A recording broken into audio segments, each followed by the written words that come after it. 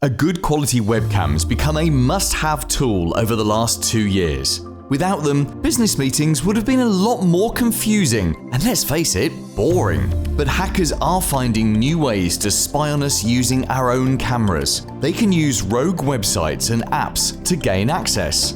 Fortunately, you can protect yourself easily and at zero cost. Start with your browser.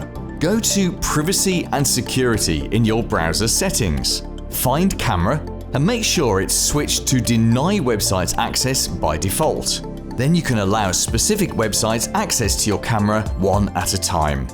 Next, make sure that none of your applications are using your camera without your permission. Go to your privacy settings on your computer, select Camera, and change the permissions for the apps you don't want to have access. You can do the same with your phone too. If you're still worried, you have the option to disable your webcam completely. Simply go to Device Manager, select the camera, and then disable. Though we're sure video calls will be less exciting if everyone did this.